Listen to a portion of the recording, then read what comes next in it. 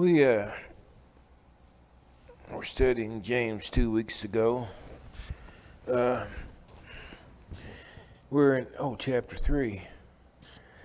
I think I put down on my little doodad chapter 2. I might have goofed. I don't know what I put down. I put down chapter 2. Oh, I got it right, didn't I? Okay, good. We talked about verse 1 last week, or last 2 weeks ago. My brethren, let many of you become teachers, knowing that we shall receive a stricter judgment. Now from there, verses 2 and on, even though it's applicable to all people, all Christian peoples, James has also got teachers in the forefront of his mind, and we'll see him kiss that subject as he goes forward. It's applicable to everybody, but at the same time, it's a special emphasis for teachers to be careful of how they use their mouth, their tongue. And then he tell us what the reason for that being, why it is that way. We all stumble in many things. If anyone does not stumble in word, he is a perfect man, able also to bridle the whole body. We are to mind our tongue as teachers, and if we can remember that we're all capable of stumbling in a variety of different ways, it'll teach us to be careful with our tongue, not talk too much. A bad habit we get into sometimes is we talk too much. We start talking, and before you know it, our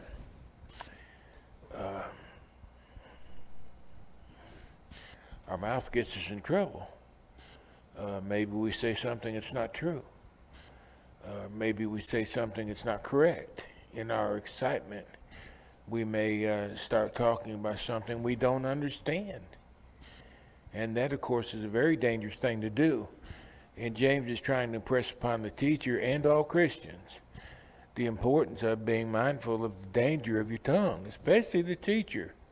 Because the teacher, when he speaks, he can do a lot of damage to his class or her class by saying something that's not right. We have power to control the horses with the bit. The ships are controlled with a small little rudder. But the tongue, it's a very little member. It boasts great things, and see how great a forest of little fire kindles. The tongue can be more damaging than all these other things.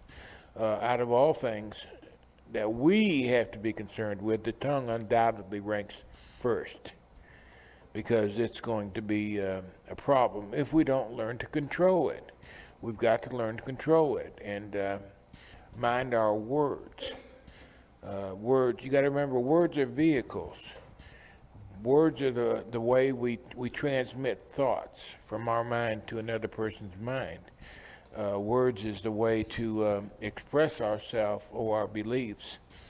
And as we do that, especially as teachers or anybody, you have to be very mindful of the fact that you must always be honest, accurate in your speaking. And knowing that, it should make us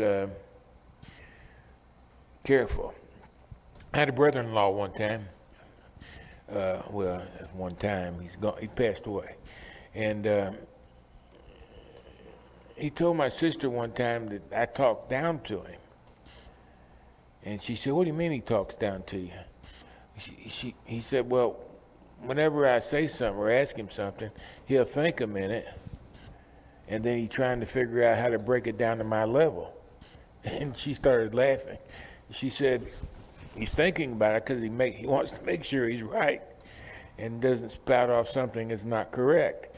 I learned that to some degree, at least, a long time ago. I got myself in trouble a few times speaking when I should have been quiet, and I learned to slow down in my responses, and I tried to slow down in examining what I say before I say it. And it takes a little time to do that, but it's something you have to practice. And if you don't intend to practice it, you'll never do it. Therefore, it's good to make a decision as to how you are going to mind your tongue, what you need to do to get a better grip on it, because it could be the reason for losing one's soul. That's how serious the matter is. He goes on to say, the tongue is a fire, a world of iniquity. The tongue is so set among our members that it defiles the entire body, and it sets on fire the course of nature, and it is set on fire by hell. There's three things he breaks it down to. Number one, the tongue is a fire, which is not uncommon in Scripture. Proverbs 16:27. An ungodly man digs up evil, and it is on his lips like a burning fire. Warning after warning after warning exists in the Bible about the tongue. It's a world of iniquity. The world of iniquity is a phrase used by the Jews that indicated that the tongue, when improperly used, is the sum of evil. Evil being because it comes from the heart. The tongue is only a reflection of what's in the heart. It defiles the entire body. Defiles is from the word spilo, to spot or to stain. In other words, because of the activity of the tongue, it can put a stain on us, on our character, on our person. When you lose respect because of your words, you've done yourself a great injustice. And it happens a lot of times. Why do you write people off? Isn't it because of what they say? Isn't it because they're always bragging about their accomplishments? Isn't it because they're always tooting their horn in one way or another? Isn't it because you don't know when they're telling the truth or a lie? There's a lot of things that can be set in motion because of the way we speak to one another. A slanderer eventually exhibits the effect of his sin in his own personality. Let's listen to it again. A slanderer eventually exhibits the effects of his sin in his own personality. When we talk about other people behind their back, so to speak, your outlook on life becomes polluted. We get to a point where everyone is a criminal. Man, I've walked that line a lot in my life. I got very strong feelings about progressive liberalism. And it's very difficult for me to think like I should think about some things that goes on. You may judge people not by the content of their individual character, but you might judge them by the fact that they are progressive liberal, and that makes them whatever you think it is.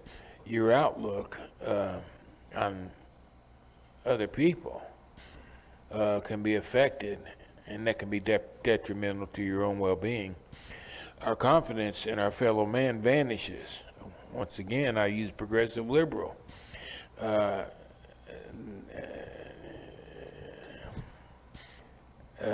oppose it vehemently, make no mistake. But I still have to remember that they are made in the image of God, and they should be permitted the opportunity to hear the gospel of Christ and make a sovereign decision as to what they will or will not do. And then spiritual life goes stale and dies because we are constantly berating other people. We take on the image of the world rather than the image of Christ, and we can lose our spiritual self. We get to where we don't want to study the Bible. We don't want to attend church services. We get to the point where life is so aggravating, so hateful from our point of view, that we pretty much give up on spiritual things. It all comes with the package, and it all begins with the tongue. Think about it. A mechanic might be capable of doing excellent work, but what happens when he tells you a lie? He's a good mechanic, but what happens if you get to the point where you can't trust him? It's time to go to another mechanic. He's spotted, he's stained, and you don't want to do business with him because you can't trust what he says. Just from a lie. I mean, that's the potency of a lie. It has a terrible effect on everybody. It's an ancient true adage, no one is no better than his word. No one is no better than his word. Boy, oh boy.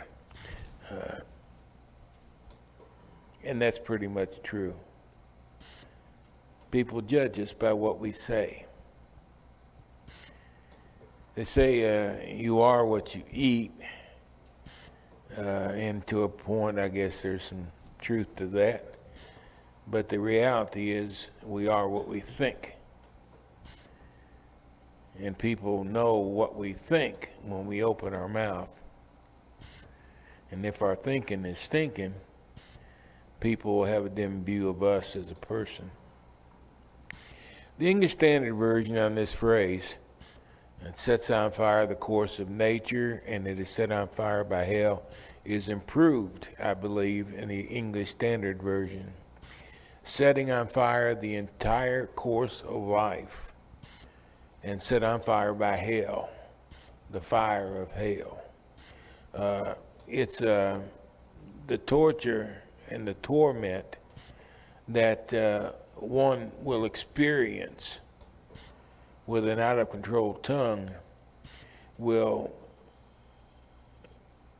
get them a life of pain and agony and suffering. It's going to be internal pain, agony, and suffering. But personally, I think that's the worst kind. Physical pain we can endure because we know it can only last so long and then it's got to quit. But spiritual, internal pain and suffering, we don't have the consolation that it's got to quit. The only thing we know, if we believe, is that in some form or another it's going to continue in the world to come. It's a lose-lose situation, and it all begins with the tongue. The effects of the tongue, what the tongue does, can lead to all these terrible consequences. The fire produced by the unrighteous tongue can only be compared to the fire produced in hell. That's the Gehenna hell. That's the hell of fire, the hell of punishment. To explain the pain and the agony, James chose to use Gehenna hell, which he and the Lord, I believe, were the only two people that did. He chose to use Gehenna hell in order to describe the pain and agony that one can experience from an out-of-control tongue. I think there must have been nothing else comparable to it. Hades and Gehenna. I think we all know what Hades and Gehenna is. So let me go over it very quickly in case someone doesn't. Hades means unseen. Okay? Hades is the place of the unseen. In the Bible, Hades is described as the place where the rich man and Lazarus went when they died. Their bodies, of course, were committed to the earth, but their spirits went to this place called Hades. Both of them did. In Hades, we discovered that there's a place of comfort, Abraham's bosom. Jesus referred to it as paradise. And then there is a place of torments. And in the middle, there's a great gulf that is fixed. The word fixed implies that you can't cross over. The rich man, for example, he could see Abraham, he could see Lazarus. He even talked to Abraham, and asked Abraham to send Lazarus with water to dip the water on the tip of his finger to his tongue, because he was in so much agony and the torments he was experiencing. And Abraham said, you had the opportunity to make that decision, but it's gone. So this is your plight now. This is your end. From Hades, there will come the resurrection day, and everybody in Hades will leave Hades. Their bodies are going to be raised from the earth, a new body, an incorruptible body, and they will re-enter that body. And they will be with the Lord when he comes to get those who are still living. If the Lord came today, for example, all the dead in Christ, they rise first. They are reunited with their bodies, and they come with the Lord to retrieve us. And then we, of course, are going to be changed. We got to switch from a mortal to an immortal body in a moment, in the twinkling of an eye. We're going to change, and we'll meet the Lord and all his saints in the air. Then we go off to judgment. In the judgment, Jesus, of course, is the judge. We're going to be judged according to the Word of God, according to the dispensation we lived. For example, some are going to be judged according to patriarchal rule. Some are going to be judged according to Mosaic rule. And then some are going to be judged according to Christ's rule. And then once judgment has been meted out, the saints will go with the Lord onto heaven, and those who are rejected will then go to Gehenna hell. And that's the hell of fires. That's what Jesus described in Jerusalem as the local garbage dump, where refuge was thrown and burned. Even dead bodies, human bodies, were thrown into that fire in that garbage dump, and they were burned. I suppose these were people without any folks, without any livelihood whatsoever in Jerusalem. They, used to, they put them on Boot Hill. Well, Jerusalem dump was their Boot Hill, and they would cast them into that fire, and they would be consumed. So Jesus, in order to describe what the hell of fires is like, he referred to the garbage dump. It's like that. It's only it's worse, because it's never ending. It looks like the garbage dump is never ending, but we all know it is. It's not burning today. But the hell of fires he was likening unto is a never-ending fire. That's Gehenna. Now, the reason it's important to understand that is because some of the English versions don't distinguish between Hades and Gehenna hell. They just, it'd be best if you had the word Hades in the proper sense and the word hell in the other proper sense. But they don't. The King James Version, for example, uses hell in all the places. And there's a lot of misunderstandings because of it. Some people think the Bible says that Jesus went to hell. And some people think he literally visited the hell of fire. And that's not what it's saying. It's saying that he visited Hades. He went there when he was crucified and came back on the third day. So there is a very real difference between Hades and Gehenna. One is a temporary holding place, Hades, and the other is an everlasting place of destruction that God prepared for the devil and his angels. And then people started rebelling, and of course that would be where they would be sentenced as well. Every kind of beast and bird, of reptile and creature of the sea is tamed and has been tamed by mankind. Man has been capable of taming everything. It appears that even the dinosaurs were tamed by man. There are places where they have pictures drawn where a man is got a dinosaur under his control, what we call dinosaur. I don't know what kind they are. I don't know one from another.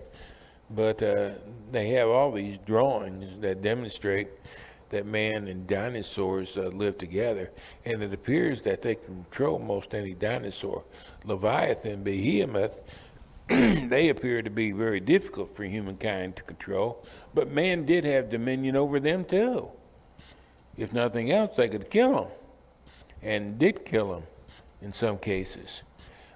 He's showing the fact that everything in the world is subject to the dominion of man.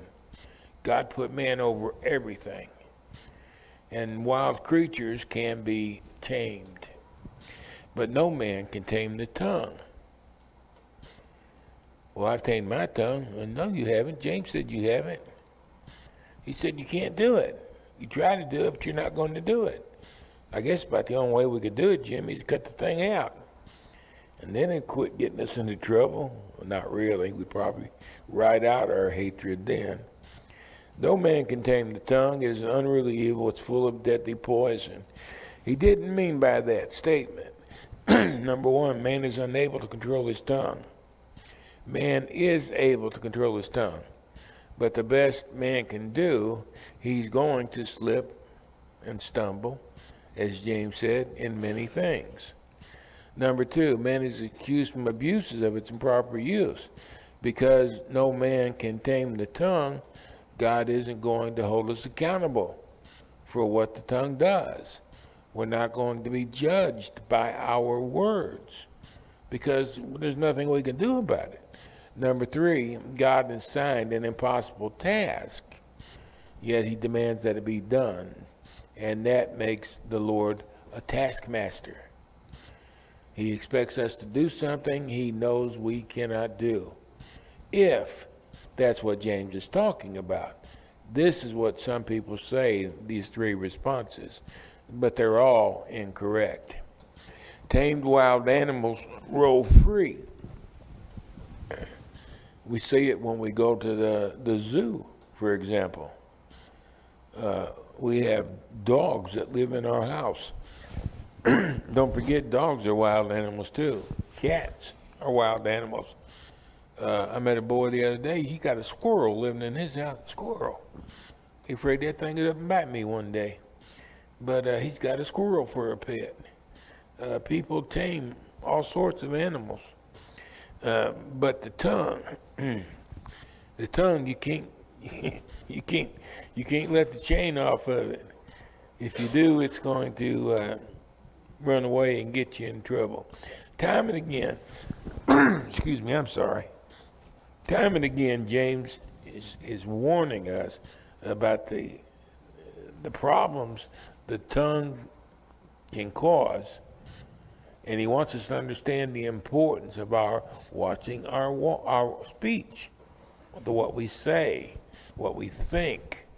In Psalm 140, verse 3, the psalmist said, "They sharpen their tongue like a serpent, and the poison of asps is under their lip." They strike with a deadly strike. They're full of hatred, venom. Now then we come to the next section, section 3, contradictions of the tongue, verses 9 through 12. With the tongue we bless our God and Father, and with it we curse men who have been made in the similitude of God. Out of the same mouth proceed blessing and cursing. My brethren, these things ought not to be so. We know that's true. We do it sometimes, and we know we shouldn't do it, and yet we do it anyway. Why is that? Why do we do such a thing when we know good and well it's the wrong thing for us to do?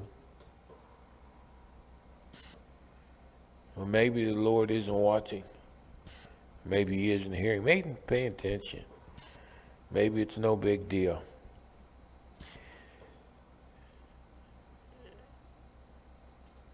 We need to mind what we're saying. And he'll tell us why in a few minutes. Does a spring send forth fresh water and bitter from the same opening? One spring, it's either fresh or bitter, right? Can't have fresh on one side and bitter on the other. It's one or the other. Can a fig tree, my brethren, bear olives? Is that possible? Or a grapevine, can it bear figs? Of course, these are rhetorical questions. Thus, no spring yields both salt water and fresh. The word devil is translated from the Greek diablos, means a slanderer, an accuser, or a false witness. A slanderer, accuser, or a false witness. Think about that now. If you slander, accuse, incorrectly accuse, or a false witness, the word devil would apply to you. Diablos in the Greek, but devil is the meaning. He is also called a liar and the father of lies. Some are like their father, the devil. They don't always tell the truth. When a bad report is heard, we should immediately ask ourselves, what should I do? Your son or your daughter comes to you, Mama, Daddy, did you hear what so-and-so did? Yada, yada, yada. Something very bad, very serious. What do you do with that information? Most people will take the information and run with it. They'll take it as if it's the gospel, and they'll start spreading it themselves. What if it's not true? I think the first thing we ought to ask ourselves when we hear a slanderous or detrimental report, is it true? I don't care who tells you. If it's your son, your daughter, your husband, your wife, it doesn't make any difference. The first question I ask myself, is it true? How do I know it's true? Well, you can't know unless you ask them, I've been told. Well, okay, I'll go ask them. Is this true? I've seen a lot of divisions in the church, in families, created by someone who started a rumor that was based on a falsehood. I've seen churches divided. We've had problems here with such a thing, where people get to talking. Someone said thus and so about someone. Their family members believed it. They ran with it. And now you got friction in the church. One group says this happened, another group said it did not happen. The problem is the story is so far gone, there's no finding the truth anymore. It's gone. You can't get to the truth unless you may have known the truth before it got so carried away.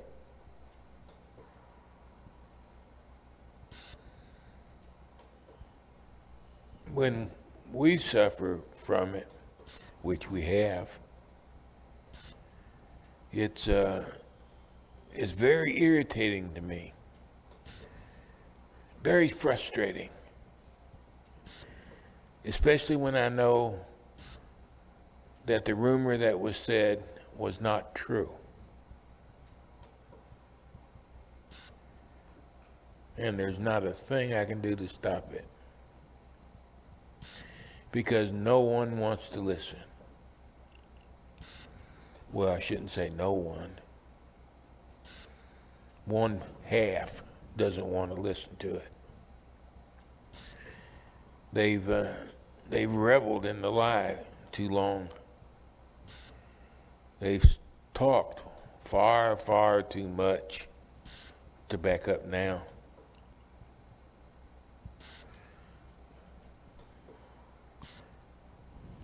But God sees, and He knows what happens. He knows why it happens. He knows who caused it to happen. And He knows who all was involved. What will you do if someone tells you a lie and you repeat that lie and it's not true? You're slandering somebody's character. You're staining their reputation. It may be something they can never recover from because they've been so stained, so spotted by something that wasn't true. It's heartbreaking. A person spends their whole life trying to build a decent reputation, and one lie can tear it all apart. What you want to do when somebody tells you something that's not good about somebody else is ask the first question. Is it true?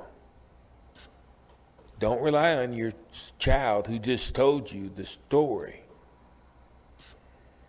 because they may have been misled by someone else, for all you know. But just ask the question, is it true? And there's usually only one way to find out what the truth is. You got to go to the head of the stream. There's two parties involved. You got to go to the head of the stream. Generally, it comes down to two people. And you got to go to those two people and try to figure out what the truth is. You may never know, but you got to try. You got to try. You don't want to be guilty for staining or besmirching someone's character. It's a terrible, terrible thing to do. And the Lord will not hold us guiltless if we do that at all. The second thing I think we should ask ourselves, will it do any good for me to repeat it? If I've been told something that's bad about someone else, and I have no way of knowing what the truth is, do I want to repeat it? What would be my reason for repeating it? Well, sometimes a person might be accused of being a thief. A person might be accused of going into homes and hurting people, older people, and taking their money and stuff. Sometimes things like that get out. Well, do I know it's true? You can try to find out. You may not find out. Will it do any good to tell my aged mom and daddy that this has been said about so-and-so? I don't know if it's true or not, but you need to be on the watch. You need to be careful to make sure that nothing bad happens. Would that be a bad thing to do? I don't think so. To be forewarned is to be forearmed. Is it true? Will it do any good to repeat it? Sometimes it will. Sometimes it's necessary to repeat something for the safety and well-being of other people, especially those you care about so much. These are not the actions of the devil. These would be the actions of a saint. Oh, you brood of vipers, Jesus said, speaking to the scribes, the Pharisees, the hypocrites. How can you, being evil, speak good things? For out of the abundance of the heart, the mouth speaks. Notice that. Out of the abundance of the heart, the mouth speaks. What is that telling us? Our words originate in our hearts.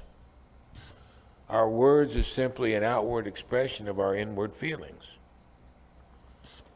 I blow everybody away. I try to do harm to everybody's character, and it's because of I have such a heart in me, a black heart, a heart with a problem. Words is how we can judge someone. But what we're learning about is the heart of the person, not so much the word, not the tongue. Everything that rolls off the tongue is coming from the heart. When we speak, our words come out of our mouth, but they originate in the heart. That's the thing James wants us to understand. That's what makes it such a serious matter. You're not just talking about words. You got to think about the source of those words. A good man out of the good treasure of his heart brings forth good things. An evil man out of the evil treasure brings forth evil things. Well, that would be the evil treasure of his heart. He brings forth evil things. The evil tongue has an evil heart. The good tongue has a good heart. The tongue is but a reflection of the person. You can learn a lot by listening to people. Yeah, you can learn a lot about the character, who they are. I say to you that for every idle word men may speak, they will give account of it in the day of judgment. For by your words you'll be justified, by your words you will be condemned. Every idle word. I remember the first time I read this, long time ago. I thought, well, there ain't no way I'll ever get to heaven. Every idle word? I don't even know all the idle words I speak. Sometimes I just ramble. Get to talking, get on a roll. You know how it goes. Jump up and you start making motions, telling a story or whatever. No telling how many lies I told that way. And the fact that we're going to be judged by every idle word, that bothered me greatly. Well, it's good to be bothered greatly, but it's better to try to control the tongue. When I realize that I'm going to be judged by every idle word I speak, it should make me more careful about the things I say when I speak. They will give account of every idle word in the day of judgment. Best thing to do is pray for forgiveness, wipe the slate clean, start over again, and try to keep control of your tongue. You got to work at it. You got to work at it. And we're going to be going. I'm going to stop right there. It's something I don't like to examine myself about, because I use my mouth a great deal. And the only thing I think I got going for me is because I've stood here before you all for so many years. I've learned to be very careful about what I say, to verify what I'm saying. And it's become a way of life for me. I always need to know if something is true or not, and then try to speak it in the correct way. It's not as big of an issue, a problem, as it used to be, but it's still a problem. It's called the tongue.